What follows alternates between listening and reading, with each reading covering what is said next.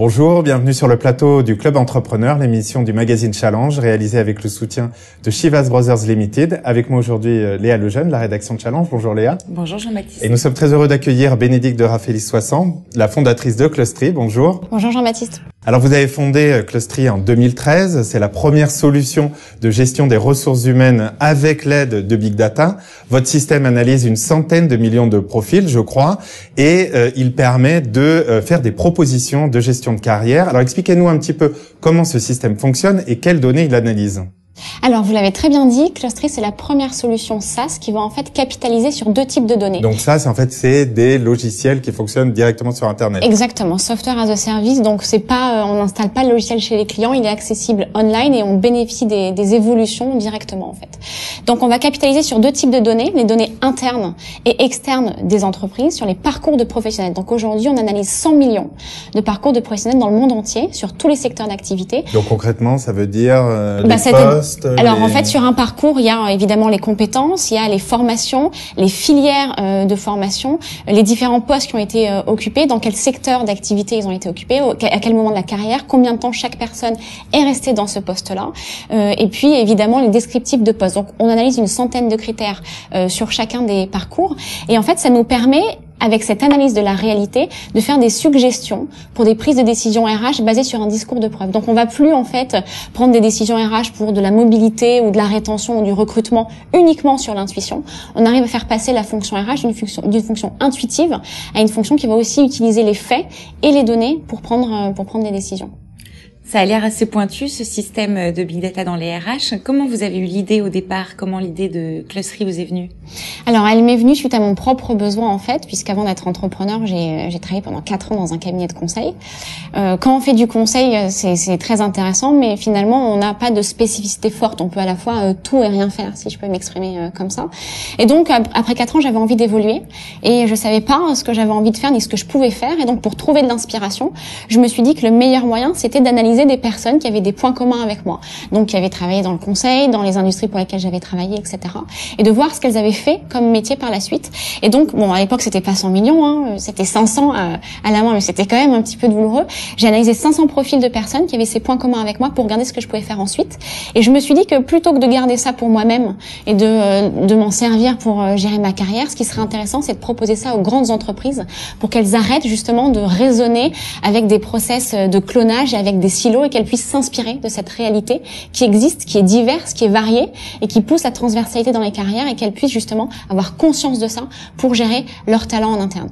D'accord. Et les big data aujourd'hui, c'est un petit peu à la mode. Dans les RH, ça a l'air assez récent. Du coup, je me demande, est-ce que vous avez des concurrents en France ou à l'étranger sur ce que vous faites?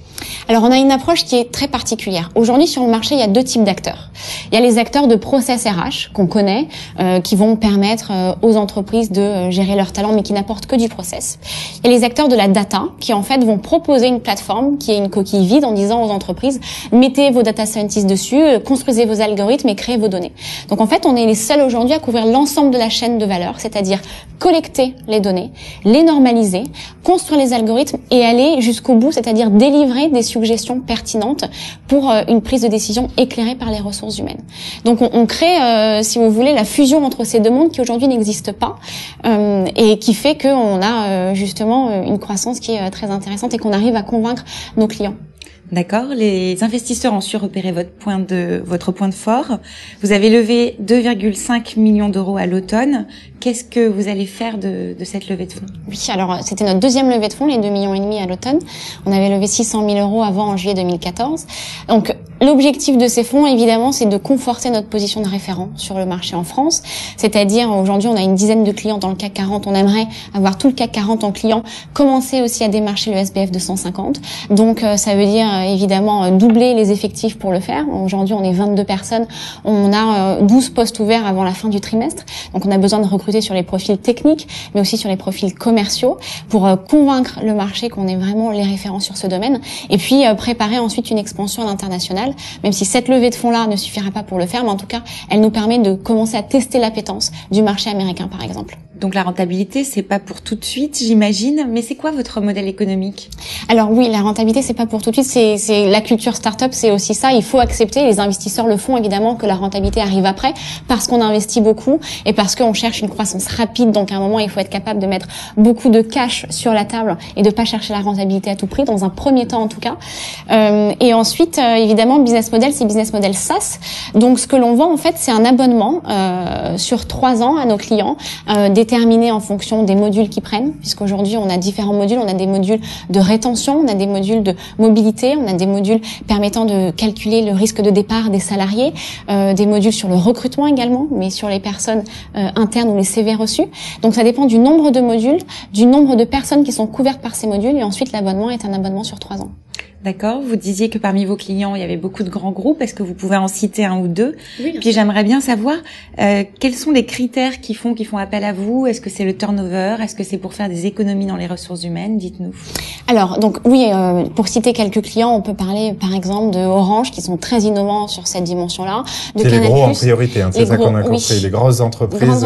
D'accord. En fait, on peut créer de la valeur à partir de 1000 salariés, mais aujourd'hui évidemment, on priorise les grands groupes parce qu'on est convaincu qu'il faut d'abord aller évangéliser sur la façon de gérer ses talents et sur le fait de dire on peut mettre de la transversalité, c'est possible, avec les grands groupes en priorité. Donc nos clients principaux sont les grands groupes.